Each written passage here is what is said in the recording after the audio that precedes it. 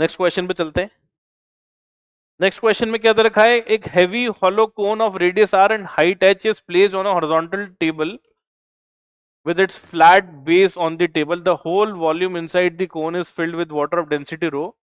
The circular rim of the cone base has a watertight seal with the table surface and the top apex of the cone has a small hole.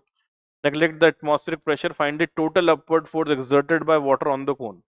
तो basically क्या है, ये कोन है ऐसे table पर रखा हुआ है, ऊपर हल्का सा होल है और इसको हमने ऐसे फिक्स कर रखा है यहाँ पे। ठीक है, तो ये जानना चाह रहे हैं कि इस कोन पर अपवर्ड डायरेक्शन में अंदर जो वाटर फील्ड है वो कितना फोर्स लगा रहा होगा। What is the force exerted by the water on the cone. तो कोन पर कितना फोर्स एक्सर्ट कर रहा होगा, देखो तो सबसे पहले ये समझो कि इस कोन में कितना वाटर फील्ड है। ठीक है, तो हम अगर यहां पर जब भी फोर्स देखते हैं ना, फोर्स ऑन साइड वॉल, तो फोर्स ऑन साइड वॉल देखने के लिए आप ये समझो कि इसका सेंटर ऑफ मास कहां होगा। तो इसको एक सॉलिड कोन की तरह देखोगे तो सॉलिड कोन का जो सेंटर ऑफ मास होगा वो बेस से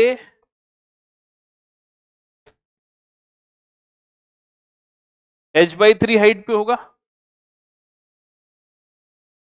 अगर इसमें h हाइट का कोन मान लें इसको,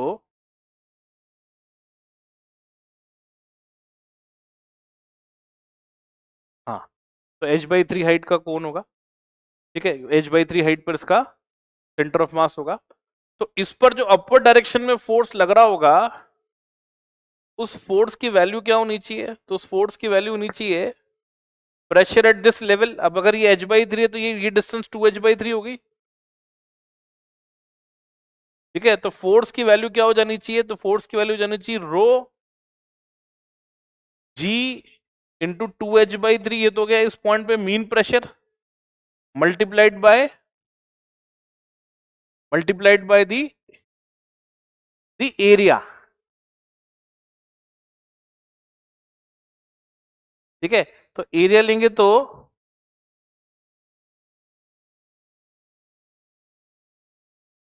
उस एरिया को पाई आर स्क्वायर ले लेंगे।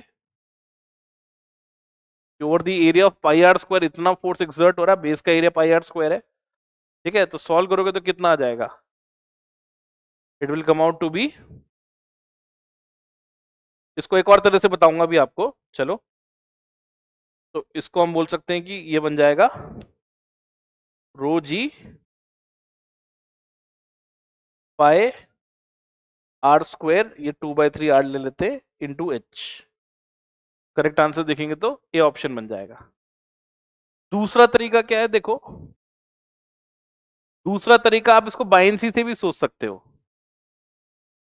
बायनेंसी से कैसे सोच सकते हो, इसको आप ऐसे सोचो कि आपने इस कोन को लिक्विड में डिप कर रखा है, राइट। तो इस कोन पर ये लिक्विड जो फोर्स लगा रहा होगा, अगर मैं बाइंड फोर्स के कंसेप्ट से सोचूं तो उसकी वैल्यू होगी rho pi r square h into g, density of liquid into volume displace into gravity. इसको सॉलिड कोन सोच लो। बेस पे जो प्रेशर होगा उसकी वैल्यू, यहाँ पे थोड़ा गड़बड़ लिख दिया मैंने, सॉरी। बाइंड फोर्स की वैल्यू होगी डेंसिटी इंटू वॉल्यूम, वॉल्यूम तो 1/3 पाई आर स्क्वायर होगा ना, pi r square h into जी।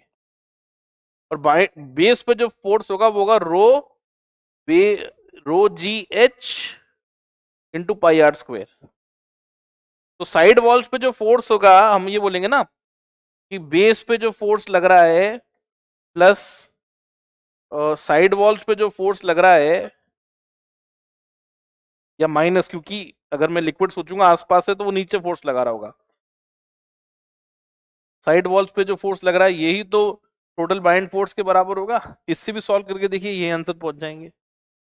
एक कोन को, सॉलिड कोन को लिक्विड में डिप करके सोच लो, उससे भी पहुंच जाओगे। या फिर सीधे सेंटर ऑफ मास के लोकेशन पे फोर्स देख लो अपवर्ड डायरेक्शन में क्या आएगा।